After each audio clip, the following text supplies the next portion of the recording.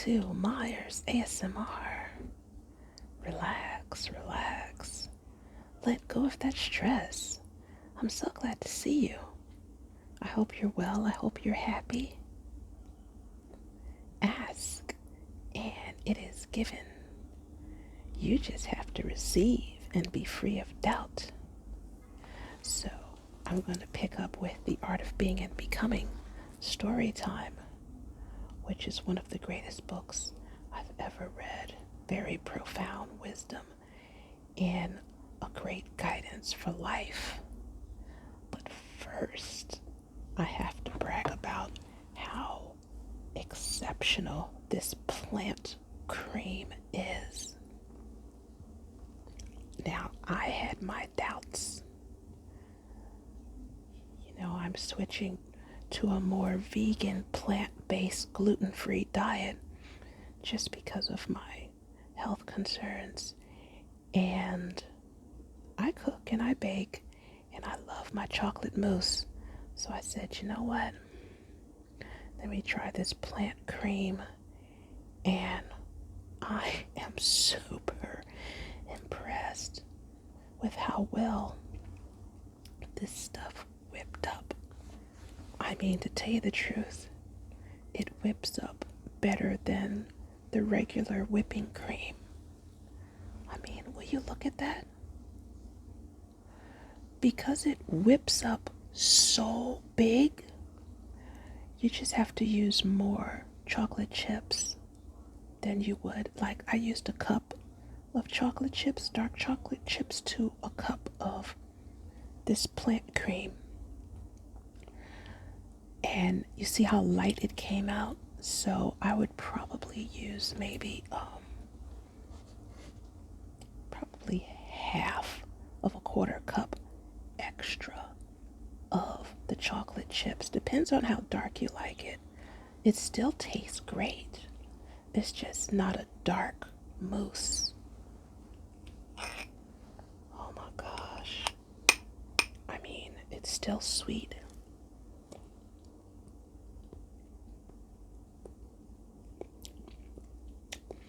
Very chocolatey, but not as dark as other mousses that I've made, and certainly not as dark as mousses that you'll get commercially in the stores and restaurants. But the taste is great, especially if you don't like it very dark.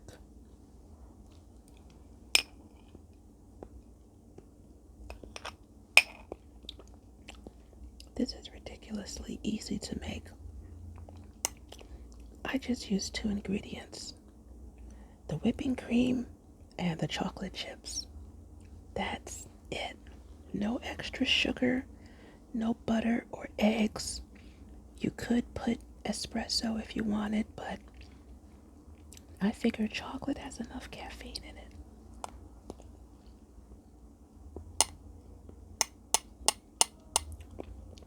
This here is ridiculously good.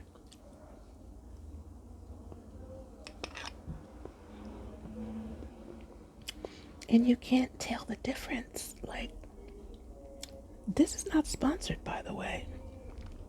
This is my dime, but when I come across something phenomenal, I mean, I just have to talk about it.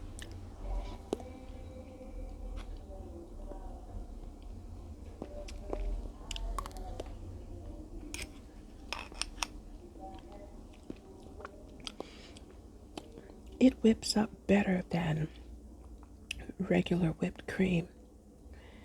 And it didn't start to go sour. Like, if you whip whipped cream too much, you ruin it. And I don't know, something happens where it becomes like chunky and it's garbage. Well, that didn't happen with this.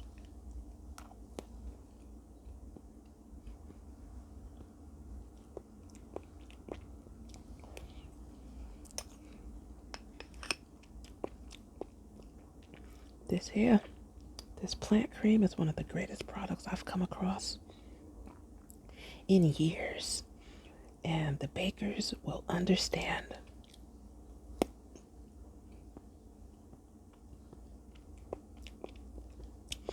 I'm about to look at the ingredients in a second because I'm just I'm just in a state of disbelief about how they were able to do this.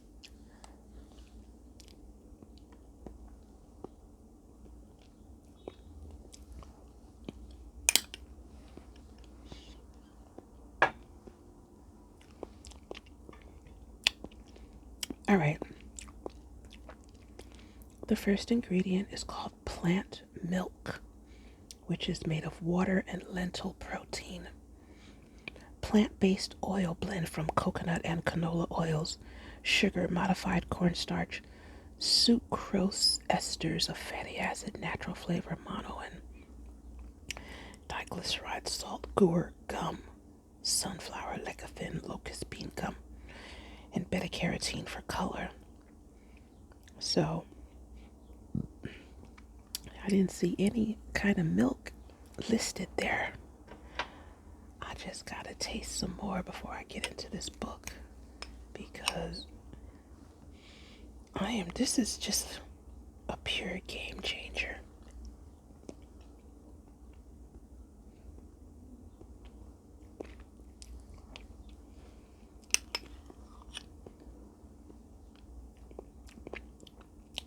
It's so freaking good. It probably doesn't look very chocolatey because it's light, but it is quite chocolatey.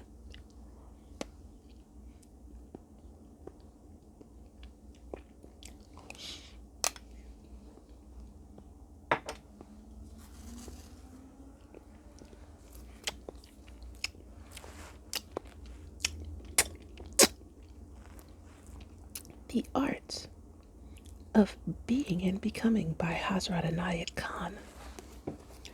Let me see where I left off.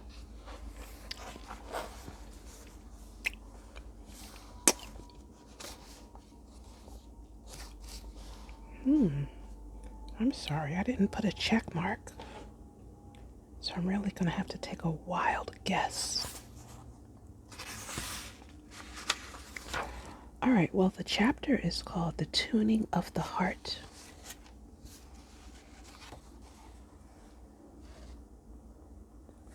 We confuse pleasure and happiness.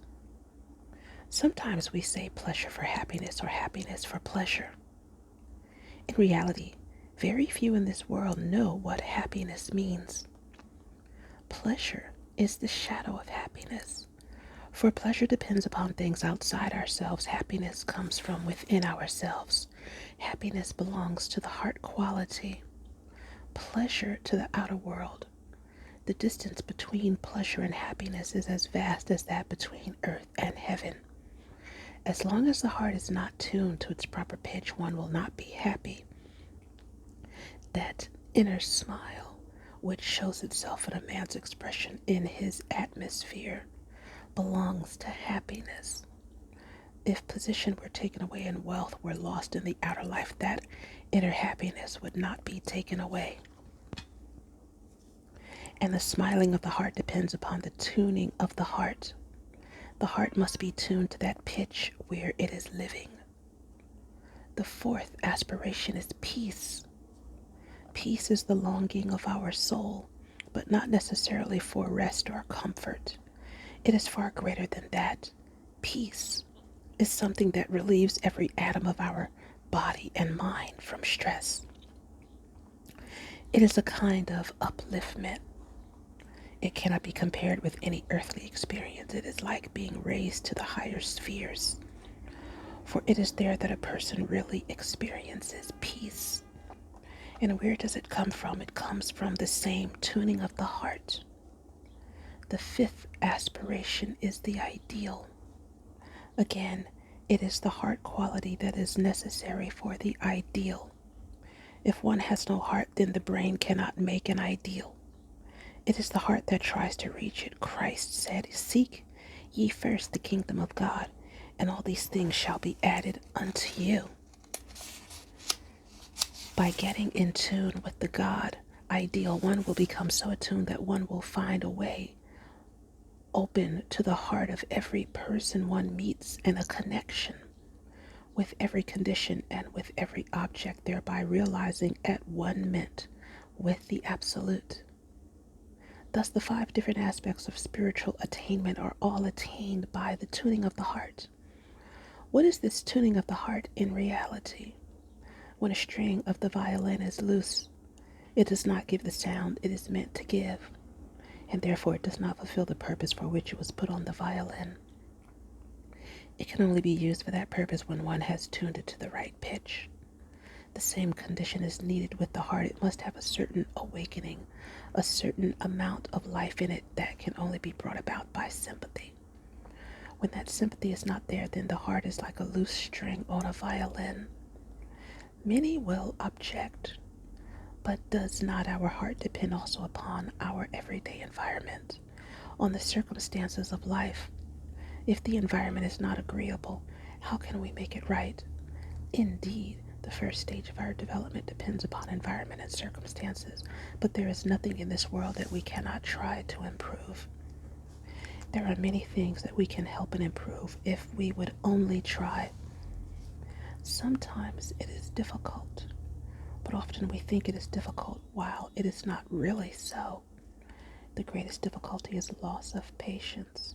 When patience is exhausted, things cannot be made better, and then they remain in the same condition. But when one really wants to make one's environment better and sacrifice all one can in order to do so, then one can.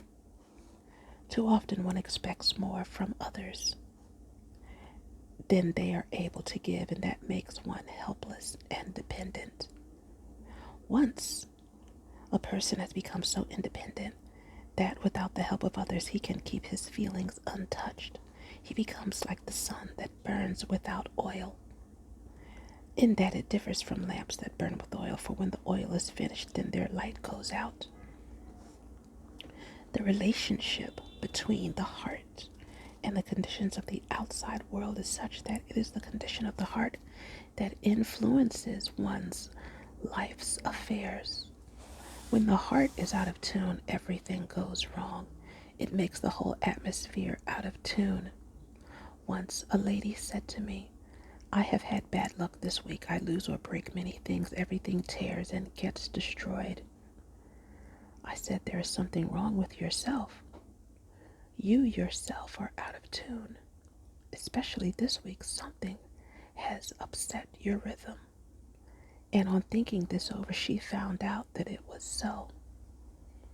The more keenly one studies life, the more one will find that the heart has an influence on both failures and success, on rise and fall, on favorable and unfavorable conditions in life.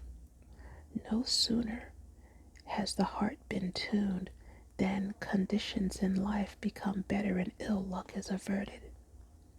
Wrong reasoning, people becoming tired and disappointed with one another, things going wrong, losses, all these things disappear as soon as the heart is tuned. It is difficult enough to keep a delicate instrument like the violin tuned, and the heart is incomparably more delicate. It is the instrument on which the soul, the spirit, plays. It is on the model of the heart that the harp we know has been made. And the ancient artists have put a harp or lute in the hands of the angels. Symbolically, the angels mean heart, the heart quality. The reason why the heart influences our life is that the heart is like the seed out of which has grown the plant that we call ourself. Thought, speech, and action, like fruits and flowers, are the effect of the heart. What the heart produces is the same as that which was already in it. For instance, a person cannot conceal his feelings all the time.